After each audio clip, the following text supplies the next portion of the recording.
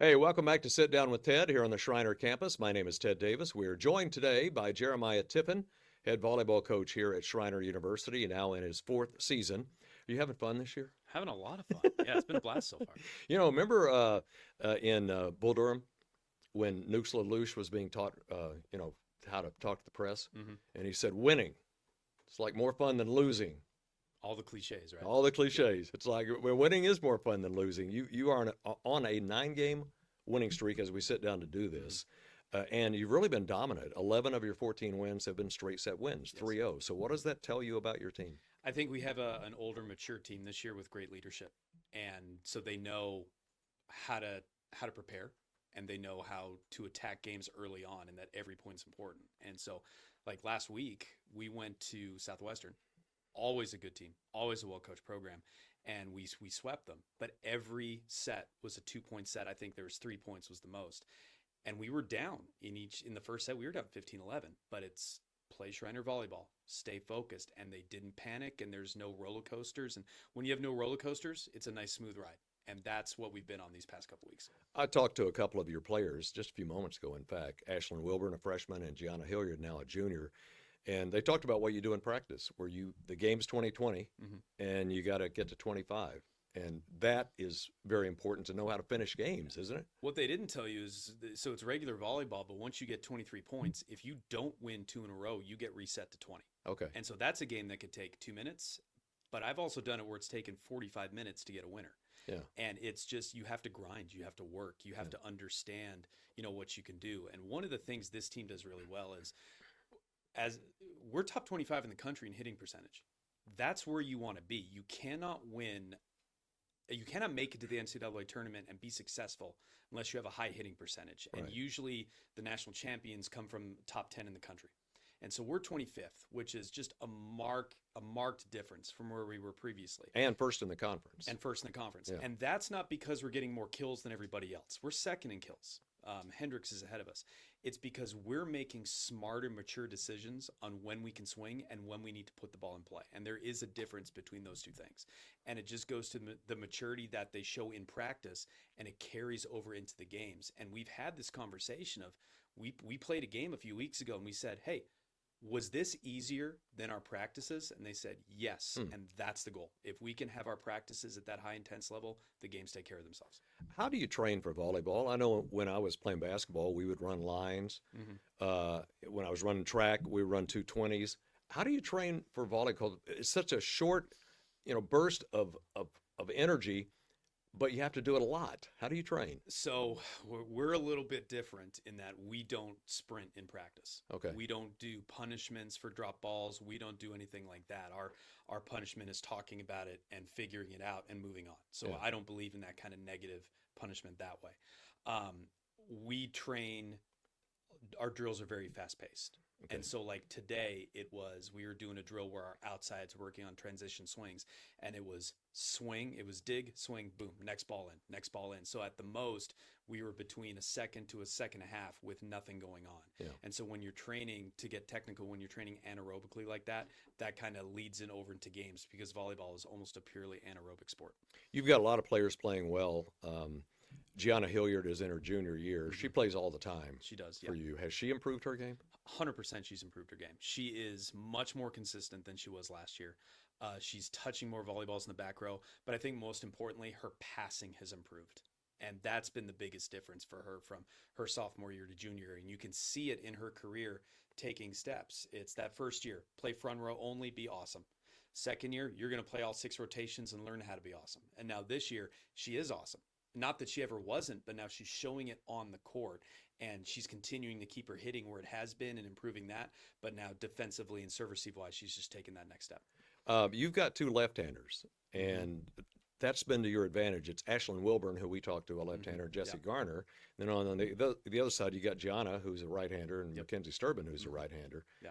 What's the difference in having a lefty and a righty? So it allows us, we're better in out of system because of that, because it's easier, and most people agree with it, it's easier to hit a ball when it's coming towards you. Hmm. It's harder to hit a ball when it's coming from behind you. Yeah. And so when you get into out of system stuff, a lot of those balls are coming from off the net, those sets, And for righties that play right side, you're looking over your shoulder a little bit and having to track that. Well, now with our lefties, that ball's coming to them, and I think they can be more consistent putting that ball in play.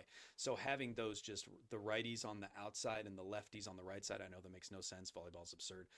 It really helps us just be more consistent.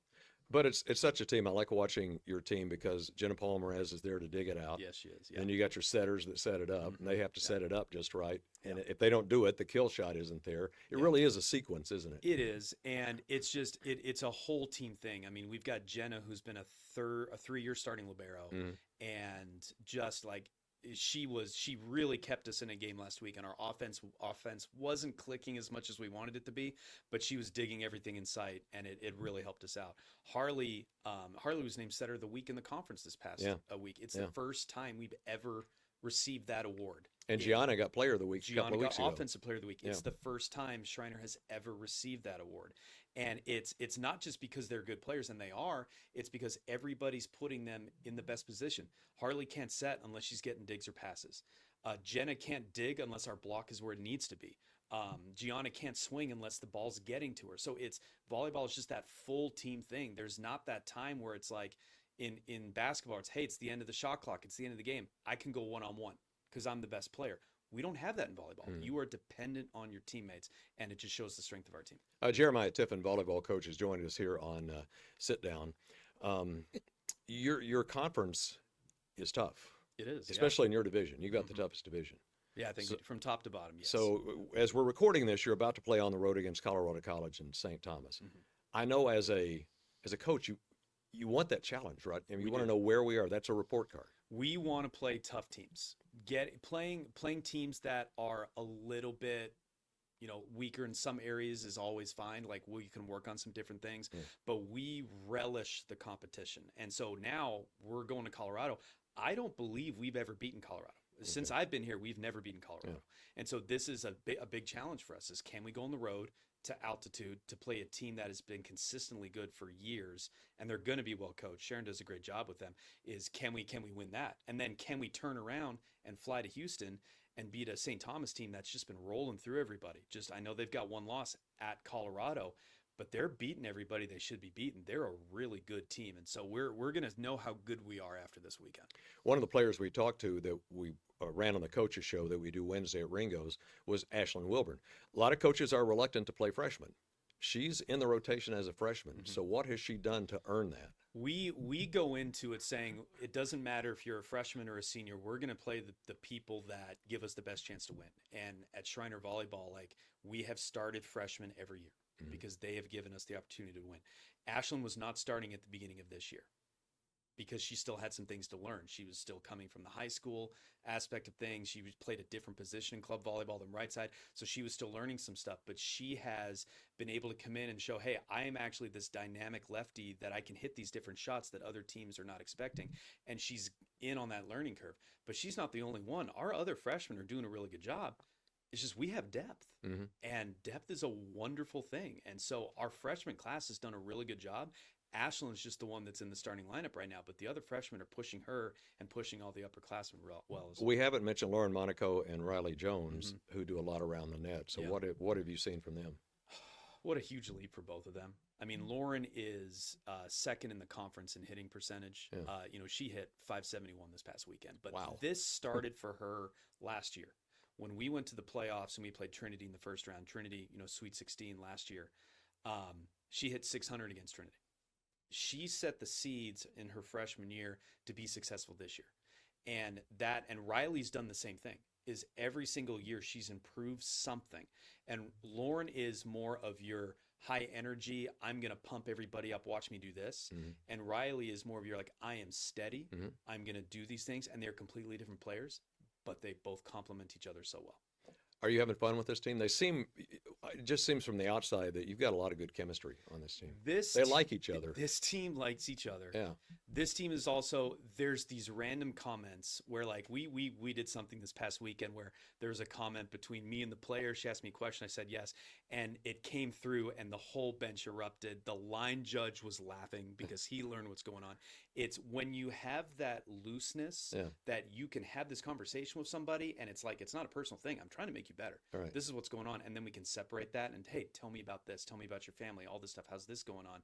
It allows us to be so much better, and it allows you to play freer and looser. And this is a team that plays loose and doesn't panic. You're fun to watch. I know that. I mean, I've done your home games, and it's fun to watch.